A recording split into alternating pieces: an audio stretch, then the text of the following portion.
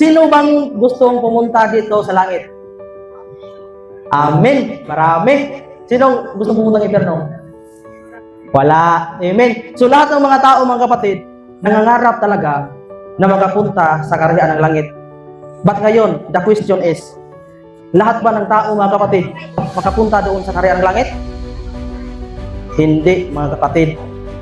Oh, dahil ang sinasabi ng ating Panginoong Kristo, mga kapatid, diyan sa Matthew chapter 7 verse 21, hindi lahat ng tumatawag sa akin ng Panginoon, Panginoon, makapasok sa kaharian ng langit. Kung hindi, yung mga tao lang na tumutupad sa kalooban ng kanyang Ama.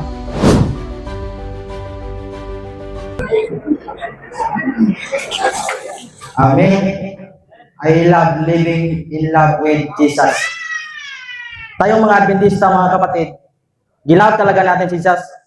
Kaya tumutupad tayo sa kautusan ng Diyos, mga kapatid, dahil mahal natin si Jesus. John 14:15, if you love me, keep my commandments. Kaya napaganda sa awit ni Sister Dia, mga kapatid, no? Dahil pagmamahal talaga, no? In love talaga tayo kay Jesus. So, huwag kayong magtaka, mga kapatid, no, kung bakit ako ay nagtagalog, na tayo dito ay isang mga pure Bisaya man, walang Tagalog, walang English, but hinaluan ko ng Tagalog aking salita, mga kapatid, dahil ako ay isang Seventh-day Adventist vlogger. At marami na rin akong mga followers doon sa Manila na nagsasabi sa akin, mga kapatid, na pwede ba daw ako na haluan o Tagalog ang aking pagsasalita para meron din naman silang maintindihan. Kasi hindi daw sila makaintindi ng Bisaya. Masayang lang daw ang aking pag-preach sa social media kung hindi nila maintindihan. Kaya mag-scroll na lang sila. Kaya ang ginagawa ko, mga kapatid, sa mga preaching ko, sino bang nakapollow sa akin dito? May followers na ba ako dito? Thank you. Meron talagang followers, no? So sa mga hindi pa nakapollow sa akin, no, ang aking Facebook pala is Prince Nico Vlog.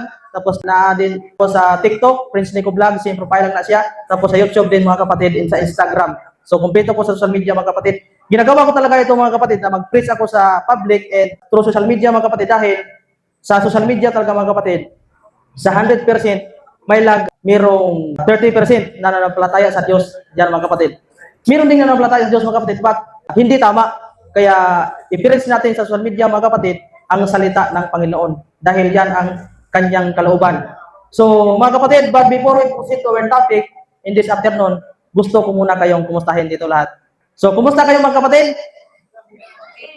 Amen. Okay lang yun, mga kapatid, no? Basta kasama natin ang Panginoon, mga kapatid, magiging okay talaga tayo, no? Kung ating titingnan, mga kapatid, ang buhay ni David, napakarami ng kanyang mga kaaway, nakalaban niya si Goliath, mga kapatid, napakalaki. But si David, mga kapatid, walang takot. Anong sinasabi ni David? I'm not to be afraid because the Lord is with me. Hindi talaga natatakot si David, mga kapatid, dahil kasama niya ang Panginoon. So sana po, mga kapatid, na hindi din tayo matatakot kahit ano ang mangyayari, ipaglaban talaga natin ang ating pananampalataya sa Panginoon. Amen? So, magtanong ako sa inyo, mga kapatid, sino bang gustong pumunta dito sa langit? Amen. Marami. Sino gustong pumunta ng impyerno? Wala. Amen. So lahat ng mga tao, mga kapatid, nangangarap talaga na makapunta sa kaharian ng langit. But ngayon, the question is, lahat ba ng tao, mga kapatid, makapunta doon sa kaharian ng langit? Hindi, mga kapatid. Oh? Dahil ang sinasabi ng ating Panginoong Kristo, mga kapatid, diyan sa Matthew chapter 7 verses 21, hindi lahat ng tumatawag sa akin ng Panginoon, Panginoon, makapasok sa kaharian ng langit. Kung hindi, yung mga tao lang na tumutupad sa kalooban ng kanyang Ama. At ang kalooban ng kanyang Ama, mga kapatid, kung ating titingnan ang banal na kasulatan sa King James Version, sabi ni David sa Bisaya nga Biblia, mga kapatid, sa Salmo 40 versikulo 8, nagakalipay ako sa pagbuhat sa imong kamunguton, o Diyos ko, oo ang imong kasuguan, ania sa sulod sa akong kasing-kasing. So, ang kabubuton sa Panginoon, mga kapatid, yung kautusan. Kaya ngayon, mga kapatid, masasabi natin na hindi talaga lahat ng mga tao makapasok sa kaharian ng langit ayon sa banal na kasulatan, dahil yung iba, mga kapatid, hindi tumutupad sa kautusan ng Diyos, sa kalooban ng Diyos. Buti na lang tayo, mga kapatid, tayong mga Adventista, tumutupad tayo sa kautusan ng Diyos. Napakaswerte natin, mga kapatid. Amen? So, ngayon, mga kapatid, ang ating topic pala ngayon, mga kapatid, So tayo ay parang medyo boring mga kapatid. Adventist youth? Hello, hello, hello. Adventist youth? Iba rin yung sa akin mga kapatid. Kapag sinabi kong Adventist youth mga kapatid, ang isasagot nyo, I will go. I will go. Adventist youth? Amen. Tayong mga kabataan mga kapatid, basta gawain sa Panginoon, I will go talaga tayo mga kapatid. Hindi tayo mahihiya mga kapatid, no? Kung bibigyan tayo ng part sa simbahan, kahit saan mga kapatid, bibigyan tayo ng part, basta gawain sa Panginoon mga kapatid. Hindi talaga tayo ayaw. Hindi natin sasabihin mga kapatid na, ay, hindi mo na ako ngayon tatanggap kasi busy ako, no? Hindi natin yan sasabihin mga kapatid dahil ang uunahin talaga natin mga kapatid, ang Panginoon talaga. Dahil ang sabi sa Matthew chapter 6 verses 33, seek ye first the kingdom of God, and His righteousness shall be added unto you. So, unahin talaga natin ang Panginoon mga kapatid. Kahit gaano tayo kabisi, no? Hindi natin ikakahiya ang salita ng Panginoon. Tapos bibigyan tayo ng part mga kapatid. Hindi man talaga natin maiwasan mga kapatid na tayo ay mahihiya, lalo na bago pa tayo sa pananampalataya. But kung ipagdasal natin yan sa Panginoon mga kapatid, hihingiin natin sa Panginoon ang wisdom na tayo ay hindi na mahiya, no? Ako noong una mga kapatid, naranasan ko din mga kapatid, no, bago pa ako, nahihiya talaga ako mga kapatid. Sa tuwing bibigyan ako ng part sa simbahan, sinabi sa akin, nung bago pa lang ako, dahil ako ay isang converted ng mga kapatid, sinabi sa akin mga kapatid na, Brad, pwede ba ikaw magkapagdasal sa AY? Tapos sabi ko, parang hindi ko kaya kasi yung paa ko nanginginig talaga. Parang nakakaba talaga mga kapatid. Nung bago pa ako, but hiningi ko talaga sa Panginoon mga kapatid, pinagdasal ko talaga sa Kanya na buburahin ang aking ugali na mahiyain mga kapatid. Kaya ngayon mga kapatid, nandito ako sa inyong harapan ngayon dahil binubura sa Panginoon ang aking mahiyain na ugali mga kapatid. So yun lang pala mga kapatid, ang ating sikreto, no? Para mawala ang ating ugali na mahiyain mga kapatid, no? Tayong lahat, alam natin magsalita mga kapatid, but pinipigilan yan sa hiya. Kaya hihingiin natin sa Panginoon na hindi na tayo mahihiya mga kapatid. Dahil sa James chapter 1 verses 5, sabi diyan mga kapatid sa Panginoon na kung sino yung nakulangan sa wisdom, maghingi lang kayo sa akin. Dahil ang Panginoon mga kapatid, magbigay talaga ng wisdom sa atin. Dahil ang lahat ng wisdom na dito sa atin mga kapatid, galing yan sa Panginoon. Kaya para mawala ang ating hiya mga kapatid, kung bibigyan tayo ng part sa simbahan at kung saan, isa lang ang sikreto, hingiin natin sa Panginoon. Amen? Dahil mga kapatid, kapag mahihiya talaga tayo, ikakahiya natin ang gawain sa Panginoon mga kapatid, kagaya na din na ikinahiya natin ang ating Panginoon. Dahil ang ipinagbigay sa atin na part mga kapatid, gawain niya sa Panginoon. No? Ano ang sabi sa Panginoon mga kapatid? Diyan sa Luke 9:26 na yung mga tao na ikinahihiya ang Panginoon mga kapatid, ikinahihiya din ni Jesus sa kaniyang Ama. Mababasa din yan mga kapatid sa Mark chapter 8 verses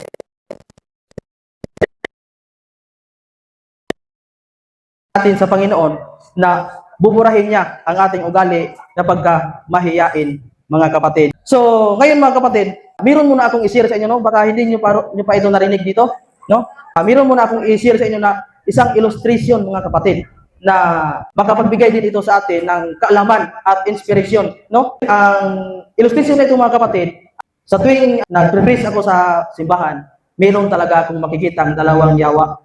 So, ang yawa na ito mga kapatid, yung yawa na maliit at meron ding yawa na malaki. So, gusto ko itong i-share sa inyo mga kapatid kung ano ito para makabantay ta mga kapatid. So, i-share ko ito sa inyo, no? Dahil gawain talaga ito sa yawa mga kapatid. Ang yawa talaga mga kapatid, hindi talaga matutuwa kapag tayo ay nagsasamba sa Panginoon. Kaya maghanap talaga si Sita ng way mga kapatid na distrakin niya tayo sa ating pagsamba, sa ating pakikinig, sa preaching. So, saan ako magsisimula mga kapatid? Ano ang una niyong gusto malaman? Yung maliit na yawa o yung malaki na yawa? Dito ako magsisimula sa maliit mga kapatid. So, ang maliit mga kapatid, ito, no? Tandaan niyo ito mga kapatid ha, kasi parang hindi na ako makabalik dito, kaya sinasabi ko ito sa inyo na dapat mabantayan nato sa panahon sa pagsimba. So ito mga kapatid, ang maliit na yawa na unang pumasok sa ating simbahan. So, kapag napil ninyo mga kapatid na yung mga mata nyo bumibigat na, parang naantok ng mga kapatid, meron ng yawa na pumatong sa mata nyo. Basta pag ano yung mga kapatid na parang bumibigat na inyong mga mata, but kung nasa labas tayo, bakit hindi tayo maantok mga kapatid? Kapag nandito tayo sa loob ng simbahan, bakit maantok talaga tayo? Bakit kaya ito mangyayari mga kapatid? Dahil gawain yan sa yawa mga kapatid. No? Maliit lang na yawa, but marami.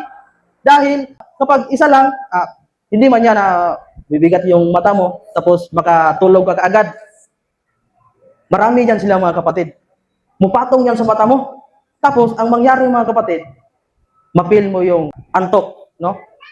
Katulugon, mga kapatid. Kung sa Bisaya pa, katulugon. So, yan pala, mga kapatid, ang ating bantayan yun. Sa tuwing magsamba tayo, kapag mapil na natin yan, paano ba natin mapipigilan? Concentrate tayo sa pakikinig sa nagwali, mga kapatid.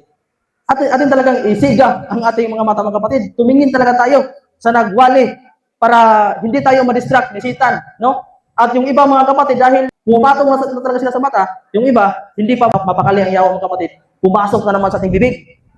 Tapos, gumagano na tayo mga kapatid, no? Kapag sa tuwing nagsamba tayo mga kapatid, nang-uwi-up tayo, atin po yung tandaan mga kapatid, na yung yawa mga kapatid, pumapasok na sa ating bibig. Kaya pipigilan talaga natin mga kapatid, no? Pipigilan talaga natin mga kapatid, no? Kapag nasa pagsamba tayo, dahil, no? Kapag nasa labas tayo, manood ng sine, manood ng mga palabas, mga banda doon sa labas, parang, bakit kaya ang sigda natin mga kapatid, wara-warahin pa natin yung mga kamay natin. But kung nasa simbahan tayo mga kapatid, bakit tayo naantok? Dahil, mayroon na palang ginawa ang yawa mga kapatid na hindi maganda sa atin, no? Hindi na yan gagawin doon sa yawa sa labas mga kapatid. Dahil, yung mga tao doon, parang iniisip sa yawa mga kapatid na yung mga ginagawa nila, ikinasisiya ko. But tayo mga kapatid, nandito tayo sa simbahan, hindi talaga masaya ang yawa mga kapatid. But ang ating Panginoon mga kapatid, napakasaya na ang kanyang mga katauhan na nampalataya sa Kanya, pumapasok sa simbahan mga kapatid upang manampalataya sa Panginoon. Kaya para maiwasan natin mga kapatid, atin po yung bantayan talaga mga kapatid na kung ang ating mga mata bumibigat na, gawain na yan sa yawa mga kapatid. Kaya bantayan natin yan. So